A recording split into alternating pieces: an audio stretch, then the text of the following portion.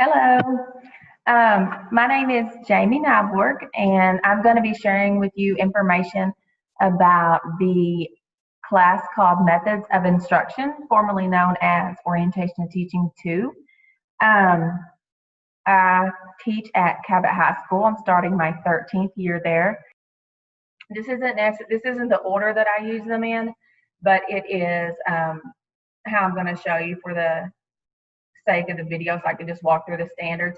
I set up this folder just for this presentation, and I'll use it for the school year also, but I wanted to be able to just walk through it in somewhat of an organized fashion. And so what I did was I just took the assignments from my OT2 folder and then transferred the ones I used most over here. So for standard 1, the first thing it talks about is legal issues that have impacted education in the past, or current things that are impacting education. So I do have a thing here, and you will have access to all this stuff, but there is a website. It just has like current things in education right now. So I would just probably pull this up in class and,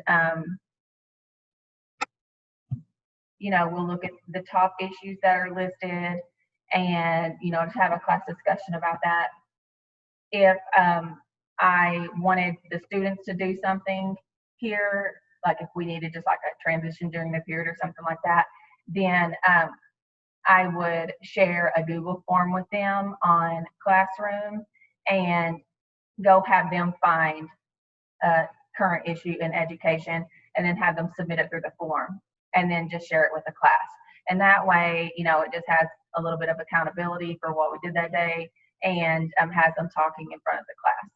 Because as much as possible, I want the students to be talking because they are nervous wreck when they go to their internships. And I just want them to be, if they can talk in front of their classmates, then they can talk in front of the kids in their internships. So, well, most of the time. Also, on the document, I have this website saved in. There is a ton of information on that website I just had pulled up. So I have a note here that just go there, click on position statements, and for a lot of the information in this course, this website is a great resource that you can use. I also have saved here legislation for the state of Arkansas. And so one of the things I struggle with often is I find I'm going through the objectives and it just, okay, we'll have a class discussion for that and a class discussion for that. And this website with these current things that relate to education in Arkansas, this is great, but is there an assignment that comes out of this? Like, I don't want it to just be class discussion. I want them to earn their grades and I want them to research and find things. So, so for this is something that will change, and I'll check back to the Department of Ed, and see if they have an updated one, because this one's 2017, but it's what is on there now. But so what I would do is just go through the topics that are listed over here, find maybe either the most interesting ones or the ones that had the biggest impact on education, split those up between the students, have them look into them more, and then present that to the class. If I wanted it to be just like a quick thing, I could say, hey, look this up, 10 minutes, and then you're going to share with the class for like 1 minute, because sounds like a short amount of time, but when they're up there giving information, you can get a lot of information in 1 minute. If I wanted it to be like a bigger project, depending on what we found, what was listed on the site, then I would have them make a slides presentation and actually do a full presentation. And I have templates and stuff like that I will share with you also. Same thing for anything you would find on this website also. Okay, so I have these things listed here, and I have another resource that I found that I'm showing in a minute, so I may add a few more things to this, but this is just the way it has been currently. And I also added this down here about Betsy DeVos last year. I may have said her last name wrong, but you know, very controversial, and people have different views about her. And it was something current that was going on, so so I added this in there, and the student responses to this are quite entertaining. Okay, so the other thing, so this is like 1.1. Geez, can't go there. So that is that. And then also with that, if you just want to make a note, I think it's 3.1.3. I would cover that when I cover legal issues that have impacted education. That is legal responsibilities of teachers. And there's a lot of overlapping there, so I would cover those two things together. It's just not saved like that now, so I'm not going to show you right now.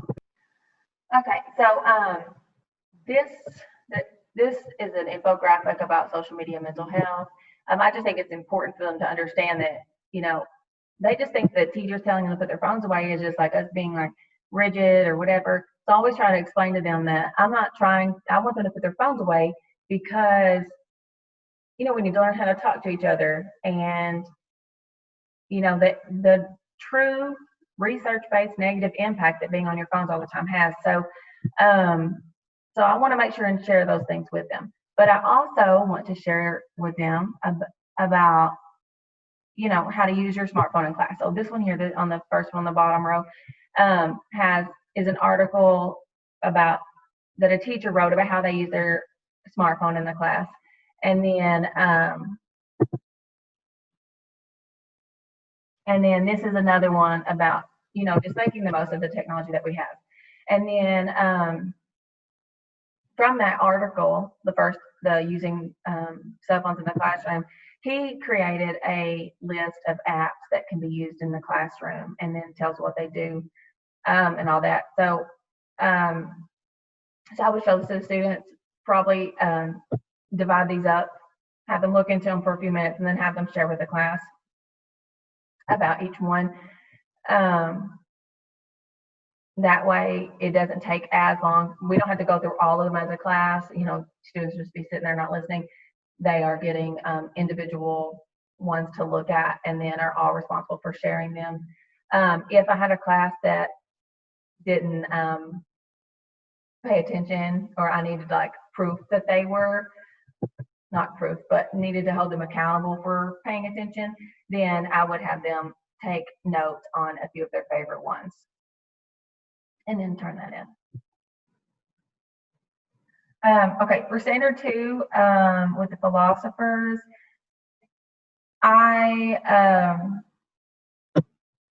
you know, I'll just pull up a graphic or something like this, introduce the different like schools of philosophy, and then but I don't do that long. I don't really lecture a whole lot in this class. They it's usually, you know, they do a lot of assignments with them, like by themselves, and sometimes a few times in groups, but usually it is, I will give them an assignment. It's like ongoing for a few days, and then we will recap together. We'll summarize, make sure everybody, you know, grasps the concept and stuff like that, and then we'll move on. Okay, so after the educational philosophers and philosophies are briefly introduced, they get this assignment called Body of Knowledge. And I super love this assignment. I wish I had an example to show you, but what they did with this, they're going to be making like a little booklet. So I actually took the list off on accident. Okay. Yeah.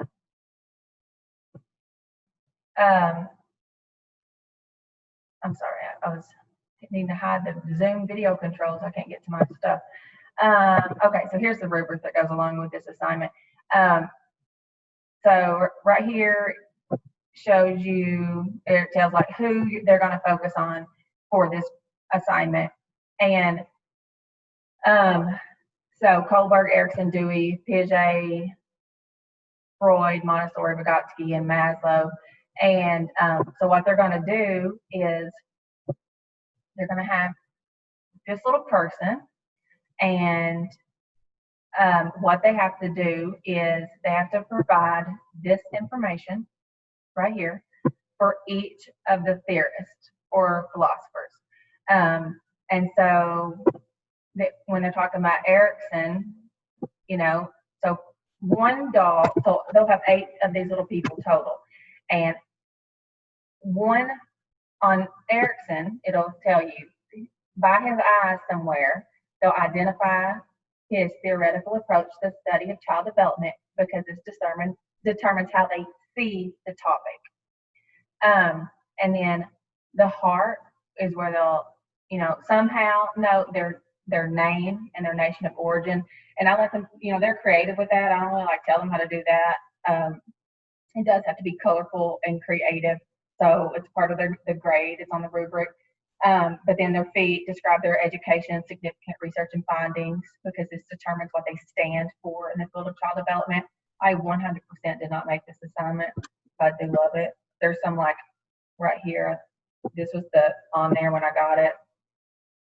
And then apparently this person edited it also, but then I changed it up a bit. But so they cut this out and they put it on a piece of construction paper or something, and then they could be as creative as they want with how they actually do it, but they can't just jot the information down and get full credit. So this is the best way I can make the rubric. So I'm sure there's a more efficient way, but so number 1 is the first theorist, because I couldn't get their names to fit. So for Kohlberg, I put a check mark if they have it. Do they have the part with eyes, heart, feet, head, hands, mouth, all that? And then down here, additional requirements. Was it easy to comprehend? Was it neatly completed? Was it colorful, creative? Was the cover of the book creative? Do they use a separate sheet of paper, and with the correct body outline used? Because sometimes, they just want to use something completely different, just because. And then there are 98 points possible for this. It does take quite a bit of time. We have 48-minute class periods, and including the day we give instructions, and including them putting their little book together with the cover. And I do have them bind it together, just poke some holes in, put some string in it or something. They get about 8 school days to do it. I know that sounds like a lot, but that is how long it took. So, but then at the end of this, they're left with a little booklet with all the information about the philosophers and the theorists. All right. And this is just nothing. It's something I did when I was getting my ed specialist degree. I had to do some discussions about educational philosophies, and so I just included it for some talking points for me. Okay, and then for the next one, I have them do a theorist and you assignment. So they've gone over most of the content. I don't remember if all of them are included in the first one, but what they do for this assignment is it is about the theorist, but it's how it applies to them. So they have to. So for the where's typo?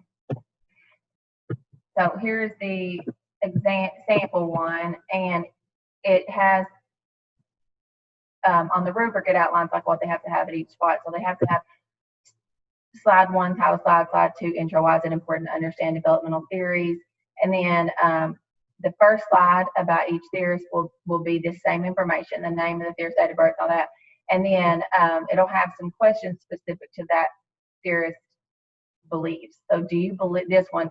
Do you believe he successfully completed stage 4 of Erickson? Explain, answering 3 to 5 bullets with a max of 10 words per bullet, which may or may not have been followed by this example I'm showing you, but anyway. And then same thing for stage 5, then move on to Kohlberg. Which stage of Kohlberg's morality theory do you believe you fall under and why?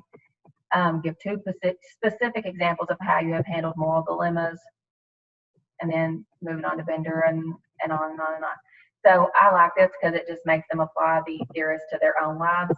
And so usually they learn a little better when they do this because they have to answer questions specific to them. And if they don't understand, then they obviously wouldn't be able to complete the assignment. Okay. I want the students to write their philosophy of teaching. I give them this assignment, just explains, or this information explains what is a philosophy of teaching. And then there's some tips here about making sure it's well balanced. And then I have them answer these questions individually, and I have it broken down by paragraph. And then, so there's 5 paragraphs total. They answer these questions, and then I tell them to copy and paste their answers into a new document, separated by paragraphs, then read it. So they, at this point, they should have like the meat of what they want, and then they can go in and add transition statements and other bits of information to help it flow. But I just found that it was easier to split it up by the questions, so they just didn't get overwhelmed by having to write 5 paragraphs and all that. So that just works better for me and my students. Okay, so standard 3. So for the code of ethics, I use, where is it? Okay, I have some, like all of these documents are from the Department of Ed. There, you can look up actual code of ethics scenarios. There's the, like, if you're gonna file like an allegation against someone, and here is like the official document, like up here and stuff. I did make this presentation, and then it is kind of like, instead of having to go to like 10 different places to find the stuff, I just put it all in one place with the different standards. And then the only thing I need to add to this from, and I have it, I'll show you, but there is, or I won't show you, but I will add it to the folder because it is who knows where in my drive. But a few years ago, the training presentation from the state was had a whole bunch of case studies in there with the answers, and so I have the students go over those in groups and then write down whether they think it was a violation of that standard or not, and then we go over them as a class after the students have already come up with their opinions. And then this is the one I was just talking about. I include with the legal issues that we talked about at the beginning. It has more. So this is teachers' legal responsibilities. So it goes over copyright, mandated reporting, stuff like that. So I will mesh those two together. But for this one, for mandated reporting and like recognizing the signs of child abuse, I get a guest speaker from Walnut County Safe Haven that she talks about recognizing the signs. And then also for this, you can take them to the Arkansas State Teachers Association and show them the member benefits you can get through and talk about the importance of having teacher liability insurance, and talks about the protection you get and all that. I never have, but probably a great idea to get a guest speaker from there, talk about different things that they have to offer and the different ways that they protect teachers. And on to 4.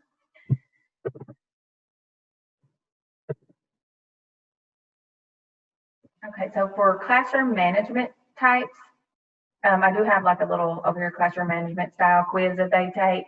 It's super short. I don't know if it's reliable. I tell them that, but it goes along with like the kind of like different parenting styles, and so but they like taking it. So I give them this, have them do their little scores, and then they do this assignment, which this past school year, like, I don't know, all my students copied and pasted on this assignment, and so it took me forever to go through and like see who had copied and pasted and all that. So I don't really know how I am going to change up this assignment to make sure they don't do that. I do like when I mean, I have them handwrite, a lot of things, but I also like them to practice making slides presentations and typing into that. But it seems like I accidentally saved a student example instead of my actual assignment template. But what they do is they get this. It's just the same exact thing. I mean, I give them like the skeleton presentation, and then they fill it in. But this just has for the different classroom management types, and these are the ones that I've chosen. You can choose different ones, but I have them, look up these, read about them. I do provide this example, so give an overview and then some pros and cons about it. And then like this isn't there or anything. So like that's blank. They just have to give two there, but or one. They just have to provide an overview. There's not a minimum bullet there, but anyway, so all that's usually blank, and they don't present these. I actually just have them print them and give them. After the that research assignment, I have them go to this website and make comic strips. So you just name them. I've kind of already been on here messing around. That's why these are here. But they can put here. I'll go to the third one now. They can change the backgrounds of the slides easily. Here's like you can just change it to a color. And then the characters are here. If you wanted to choose, your little teacher, and then you can make them down here. You can make the people smaller. You can move them around. I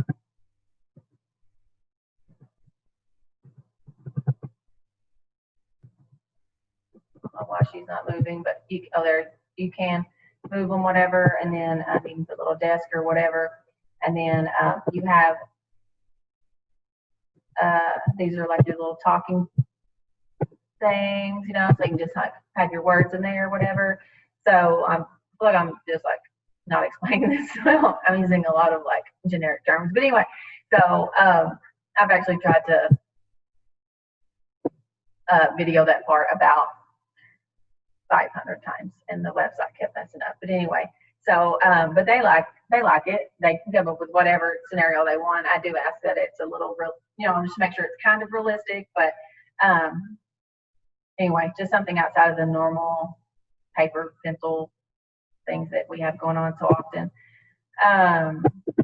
Okay, let's get out of here.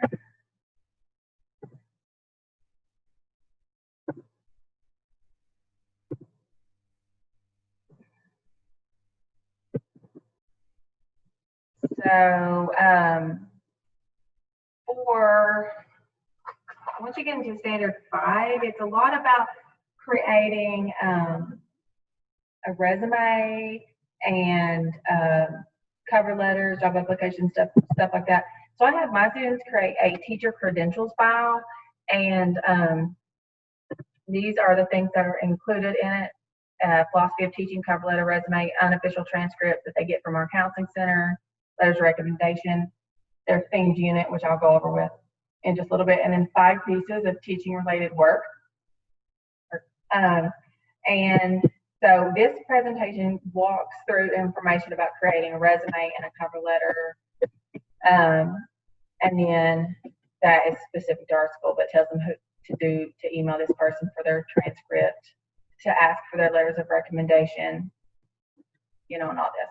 So, so they have that, but the resources I mainly use for teaching them about resumes and cover letters and all that, they come from Take Charge Today, which is a financial literacy curriculum.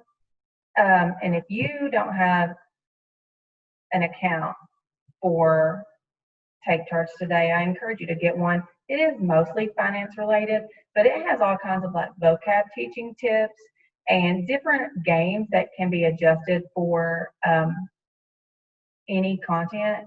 So it just has lots of great stuff on there. But we don't do these note-taking guides and stuff, but just kind of, they have rubrics for each thing that I use, and they have sample job applications and all that. So oh my goodness, let's close that. What did I do? Okay. I've stopped this so many times, I'm not stopping it right now. So let's just get back to where we were. So back to this. So anyway, if you don't have an account there, I think you should get one. It's pretty awesome. And they also have the, like a presentation with all the information there that you can use. I took things out of this and pasted it into the one that I showed you, the teacher credential file, but just in case you wanted more information. And then for the praxis exams, and so they'll know what is expected there. This isn't a part of the file, it just goes along with the same objective or the same standard. I just take them to the ETS website and we talk about it, walk them through it, answer their different questions that they have and stuff like that. Okay.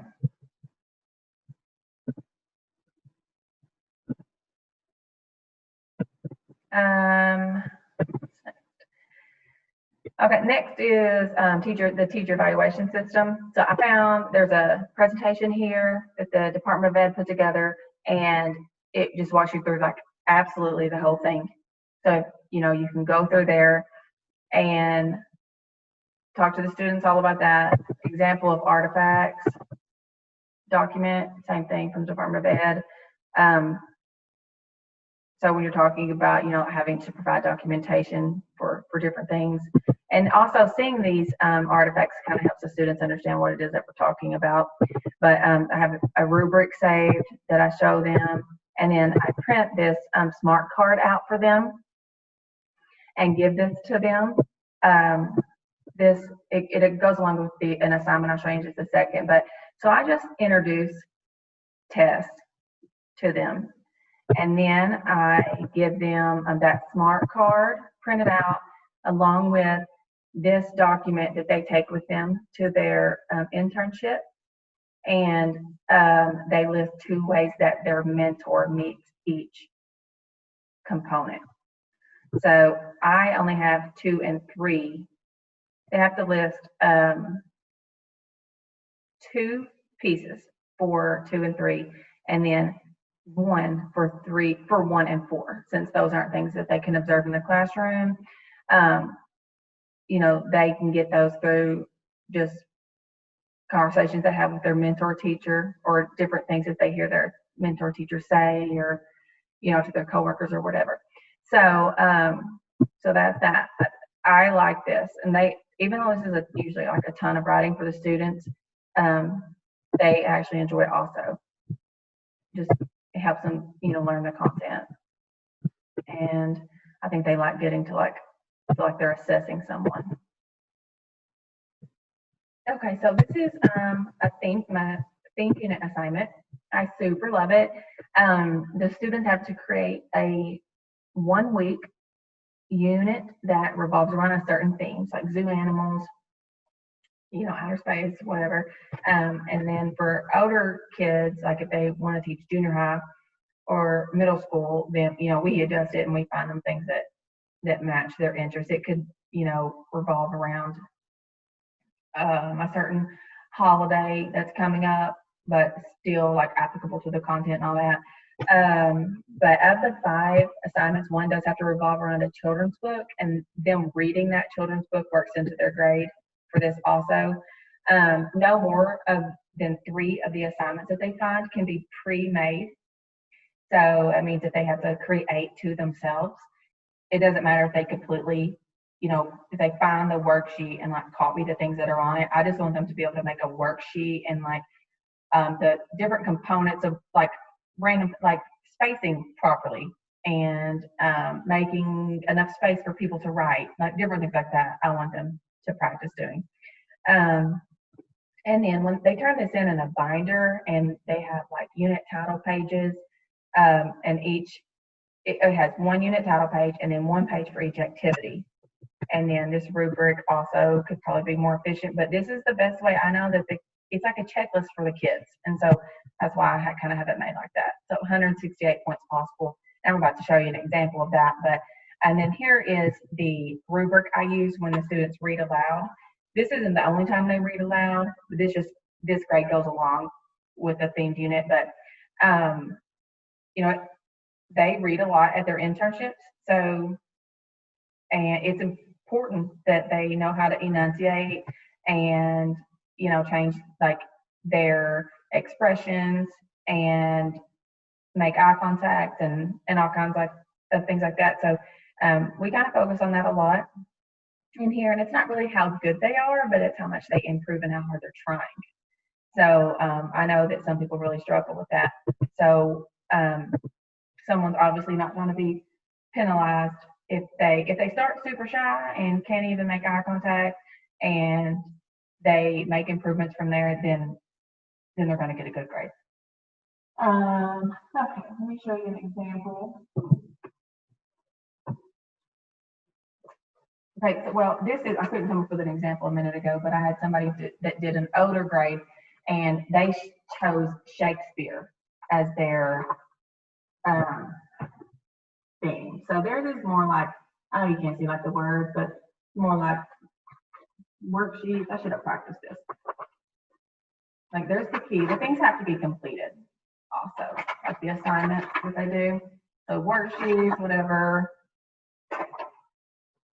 And like there's like the title page for that assignment there, and so on. Okay. Now let me get you an elementary one.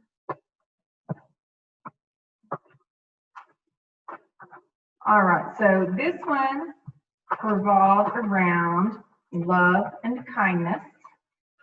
And this will be an example. So they have like a unit page. This is the page for the assignment. And then how can you be a bucket filler? And so they have completed the assignment. They've written in it. They've colored their little things. And then it says like, I am a bucket filler because blah, blah, blah. So that's the assignment. And so then it has, the rest of the assignment. Here's the next activity, and they completed it. So that's what this is all about. Okay, so they have all this in here, and so for each unit page, like someone get real creative and like, well, what is that? So 5 assignments, 1 around a book. For each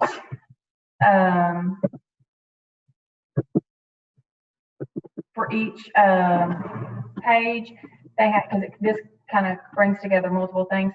They have to tell what is the objective, how much time is needed, materials needed, the learning style that the activity appeals to, and detailed instructions. And throughout the week of this unit, all learning styles have to be met. So like every day it can't be something that's visual or whatever. So they have to meet all of the different kinds throughout their week of assignments. So, and then this also goes into their credentials file. And I also use this if you have students that go like homebound or extended absences, or I use this in teaching one also for different reasons. And and I might do it in teaching 1 and teaching 2, and then they just have to do different topics. It's a good assignment. Takes quite a bit of time, but it's kind of fun, and it brings together like all the different things that you're trying to teach them. For the last objective, my students, I have them make a special needs brochure, and I give them a template to use. They're welcome to use something else if they want to, but they create a brochure reflecting the assigned special needs that I give them. And then, these are the requirements. They have to tell about it: 5 characteristics of the learner, 5 education accommodations, 5 teaching strategies that benefit them, 3 graphics, and on and on. So they have that, and then this is the template I give them. It tells them what is the back flap and all that, and it's super confusing to get this printed front and back right. But I just tell them that it's up to them, and it's part of the assignment is to figure out how to get it to print right. Sometimes they give up and staple 2 pieces of paper, in all 4 corners, but this is a pretty good assignment. And after they make this, I do have them copy and paste the information from their brochure into a slides presentation. I don't make it meet requirements like with bullets or amount of words or whatever. I just want them to be able to share their information with the class. And so I just have them copy and paste it over, and then they give a presentation to the class about it. Okay, you don't know this, I don't think, unless it's obvious when I edit them together, but I have probably stopped this recording about 50 times. And so I'm going to take me hours to like go back and piece them all together to make sure, I'm not like repeating myself over and over or whatever. But if I've missed anything, or if you have any questions, you're welcome to email me or text me or call me or whatever. And then also next week, I'll be doing a 2-hour live Zoom on for FACS PD, and it'll be over foundations of teaching and methods of instruction. So OT1, OT2, what you speak of. And I'll have 2 hours to go over the standards, more detail about the assignments and all that stuff. So you can join that if you would like, or you can follow up with some questions and I will answer them. Just whatever you need. I'm happy to help. I'll get all my resources out to you guys. And just if you need anything, let me know. Thank you.